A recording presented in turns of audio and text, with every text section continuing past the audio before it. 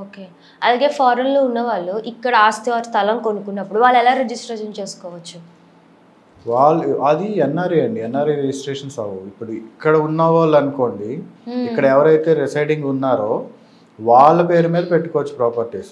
లేదు బయట వాళ్ళు కొనుక్కున్నారు అనుకోండి, వాళ్ళకి ఇక్కడ లోకల్ ప్రూఫ్స్ ఉంటాయి కదా, ఆ ప్రూఫ్స్ మీద వాళ్ళు పర్చేస్ చేసుకోవచ్చు. అక్కడ ఉండైతే కొనుక్కోవచ్చు. అదే అంటున్నాను కదా, ఇక్కడ ఉంటే అక్కడ ఉండి కూడా ఇన్వెస్ట్ చేసుకునే వాళ్ళు చాలా మంది ఉన్నారు కదా, కానీ లోకల్ ప్రూఫ్స్ ఉండాలి ఎవరో ఒకళ్ళు. అంటే వాళ్ళైనా పాస్పోర్ట్ చేంజ్ అయిపోతే మళ్ళీ అవ్వదు. ఇంకోటి ఏంటంటే ఇప్పుడు ఇక్కడ ప్రాపర్టీ ఉండి వాళ్ళు అక్కడ ఉండి ఇక్కడ ప్రాపర్టీ సేల్ చేయాలంటే అప్పుడు వాళ్ళు ఏం చేయాలంటే వాళ్ళు అక్కడి నుంచి రాలేరు కదా, ఇక్కడ వాళ్ళ రిలేటివ్స్ కానీ వాళ్ళ ఎవరైతే ఉంటారో సో కాల్డ్ నోన్ పర్సన్స్ వాళ్ళకి జీపీఏ రాయాలి.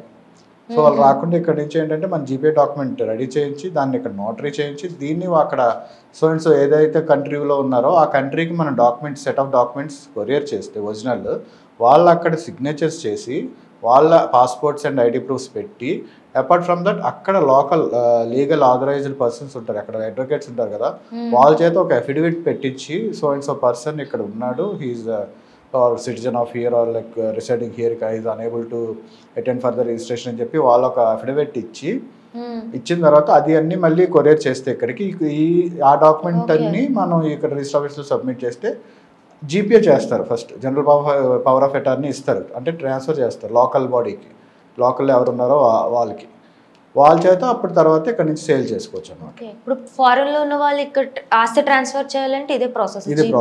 ఇక్కడ ఉన్న వాళ్ళు ఫారెన్ కి ట్రాన్స్ఫర్ చేయాలని ఇదే ప్రాసెస్. ఇక్కడ ఉన్న ఫారెన్ ఆస్తి ఇక్కడ ఉన్న వాళ్ళు అక్కడ ఉన్న పర్సన్ కి ఆస్తి ట్రాన్స్ఫర్ చేయాలంటే వాళ్ళు కొనుక్కుంటున్నారంటే సేమ్ అండి. ఇప్పుడు ఏంటంటే వీళ్ళు సేల్ డీడ్ ఉంటుంది కదా, సేల్ డీడ్ ప్రిపేర్ చేస్తాం కదా, సేల్ డీడ్ ప్రిపేర్ చేసిన తర్వాత ఎవరైతే బయర్ ఉన్నారో వాళ్ళు అక్కడ పర్చేస్ చేసుకుంటున్నట్టు వాళ్ళు ఇన్వెస్ట్ చేస్తున్నట్టు వాళ్ళ అమౌంట్ అంతా ట్రాన్స్ఫర్ చేసుకుంటారు. కాకపోతే వాళ్ళు రిజిస్ట్రేషన్ రాలేదు కదా, సో వాళ్ళు ఎవరైతే ఇక్కడ పర్చేసర్ ఉన్నారో అదే లైక్ కొనుక్కునే వాళ్ళు ఉన్నారో వారికి కొనుక్కునే హక్కు జీపీఏ ఇస్తారు. సో వాళ్ళ పేరు మీద పెట్టుకుంటారు అంతే, జీపీఏ కూడా కాదు. ఇప్పుడు ఫర్ ఎగ్జాంపుల్ మీ బ్రదర్ ఫాదర్ ఫారెన్లో ఉన్నారనుకోండి, మీ పేరు మీద పెట్టుకుంటారు ప్రాపర్టీ, వాళ్ళు రాని పక్షంలో. మీకు అర్థమైందా? వాళ్ళు వచ్చేటట్టు అనుకోండి వాళ్ళే వచ్చి రిజిస్ట్రేషన్ చేసుకుంటారు, వాళ్ళు రాలేని పక్షంలో మీ పేరు మీద పెట్టుకుంటారు. అలాగే ఇప్పుడు ఫారెన్లో ఉండి వాళ్ళకి సిటిజన్షిప్ అనేది వాళ్ళ అక్కడ ఉన్న కంట్రీకి వాళ్ళకి వచ్చేస్తుంది ఆ టైంలో ఎక్కువ ఇయర్స్ ఉండడం వల్ల. ఇక్కడ ఉండిపోతే వాళ్ళకి ఆ పేరెంట్స్కి ఉన్న ఆస్తి పిల్లలకి వెళ్తుందా? ఇప్పుడు ఫారెన్లో ఉన్న వాళ్ళకంటే అండి వాళ్ళ పేరెంట్స్ ఇక్కడ ఉంటే వాళ్ళ ఆస్తి వాళ్ళకే ఉంటుంది. లేదు వాళ్ళ పిల్లలు అక్కడికి వెళ్ళి సెటిల్ అయిపోతే వాళ్ళకి అక్కడ సిటిజన్షిప్ వచ్చేస్తే వాళ్ళ పేరు మీద పిల్లల పేరు మీద ఇక్కడ ఏమైనా ఆస్తులు ఉంటే వాళ్ళు ఒకవేళ ఇప్పుడు ఇక్కడ నుంచి సిటిజన్షిప్ మారుతుంది అనేటప్పుడు ఫర్ ఎగ్జాంపుల్ యూఎస్ కానీ యూకే కానీ ఆస్ట్రేలియా కానీ వాళ్ళ పాస్పోర్ట్ చేంజ్ అవుతుంది, ఇండియన్ పాస్పోర్ట్ ఉండదు, ఆ సర్టెన్ కంట్రీ పాస్పోర్ట్ ఉంటుంది. ఆ పాస్పోర్ట్ వచ్చేక ముందే ఇక్కడ ప్రాపర్టీస్ వాళ్ళకి తెలిసిన వాళ్ళ పేరు మీద కానీ సేల్ చేసేయడం కానీ చేసుకుంటే వాళ్ళకి ఆ ప్రాపర్టీ మీద రైట్స్ కానీ దాన్ని లిక్విడైజ్ చేసుకోవడానికి కానీ అవుతుంది. వన్స్ పాస్పోర్ట్ చేంజ్ అయిపోతే మళ్ళీ వాళ్ళు దీని మీదకి వచ్చి దీన్ని రిజిస్టర్ చేయడం కానీ సేల్ చేసుకోవడం కానీ ఇబ్బంది అవుతుంది. అది ఇప్పుడు ఏంటంటే అండి సేమ్ ఇందాక చెప్పిన సినారియోలోనే ఒకవేళ ఇన్ కేస్ అంటే ఫారెన్లో సిటిజన్షిప్ వచ్చేస్తే అది ఎలా మారుతుందనే చెప్పాను.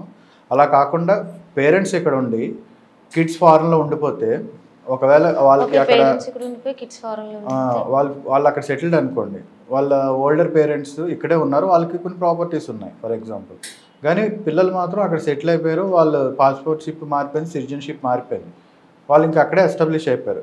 కానీ ఆల్ ఆఫ్ ఎ సడన్ వాళ్ళ పేరెంట్స్ ఎక్స్పైర్ అయిపోయిన తర్వాత వాళ్ళకున్న ఆస్తులు ఏదైతే ఉందో ఆ ఆస్తులు వాళ్ళకి ఎవరైతే ఓన్ సన్స్ ఆర్ డాటర్స్ ఉన్నారో వాళ్ళకి ఆల్రెడీ సిటిజన్షిప్ మారిపోయింది కాబట్టి వాళ్ళు they can't claim that parental property. అది ఎవరికంటే వాళ్ళ బ్రదర్ అంటే ఫస్ట్ తమ్ముడు కొడుకు పిల్లలకు కానీ వాళ్ళకి రైట్స్ ఉంటాయి, ఇనిషియల్ రైట్స్. సో ఎందుకంటే వీళ్ళు ఇక్కడ సిటిజన్షిప్ కాదు, సేల్ చేసుకోవడానికి మాత్రమే.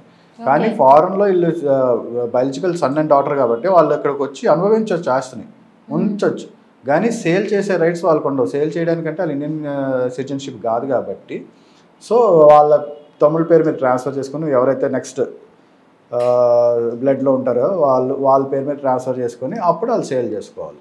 ఫారెన్లోని ఆస్తి కొనేటప్పుడు ఇక్కడ ఆస్తి కొనేటప్పుడు ఛార్జెస్ తేడా ఉంటుందా? అక్కడే ప్రాసెస్ వేరు, ఇక్కడ ప్రాసెస్ వేరు కదా. అంటే ఇక్కడ ఎక్కువ ఉంటుందా, అక్కడ ఎక్కువ ఉంటుందా ఛార్జెస్ అనేది డిపెండ్స్ అండి. ఇప్పుడు స్టేట్ టు స్టేట్ మారుతుంది, డిఫరెంట్ అది charges. Registration charges is different. ఫారెన్లో వేరు, ఇక్కడ వేరు. అసలు దుబాయ్లో అసలు ఛార్జెస్ ఉండవు, అలాగని కొనుక్కోవచ్చు. 2% ట్యాక్స్ అక్కడ. ఓకే. డిఫరెంట్ కంట్రీలో డిఫరెంట్ రూల్స్ అండి, అలా ఏమి ఉండదు. ఎక్కడన్నా ఒక్కొక్క కంట్రీలో వాళ్ళు రూల్స్ పెట్టాలి. అలాగైతే ఇప్పుడు చైనాలో అడ్వాంటేజెస్ ఉంటాయి కదా. ఇప్పుడు చైనాలో అయితే అసలు పర్మనెంట్ ప్రాపర్టీ ఉండదు. అడ్వాంటేజెస్ ఏమున్నా, బెనిఫిట్స్ ఏమున్నా? దుబాయ్లో ఉన్నాయండి ఇన్వెస్ట్మెంట్స్కి. దుబాయ్లో బెస్ట్ అనమాట, ఎందుకంటే దుబాయ్ ట్యాక్స్ ఫ్రీ కంట్రీ.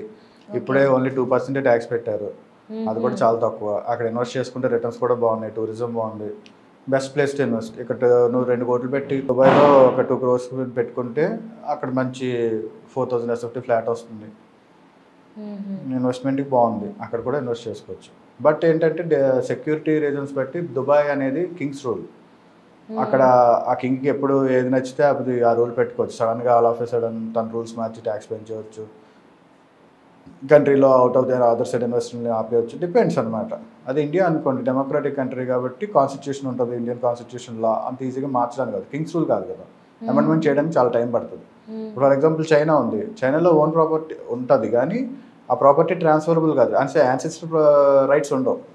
అంటే తండ్రి సంపాదించిన ఆస్తి కొడుకులకి ఎవరు, గవర్నమెంట్ తీసుకుంటుంది. మళ్ళీ కొడుకు కావాలి అనుకుంటే గవర్నమెంట్ నుంచి పర్చేస్ చేసుకోవాలి. అది వన్స్ మీరు సంపాదించిన ఆస్తి మీరున్నంత వరకే ఉంటుందండి.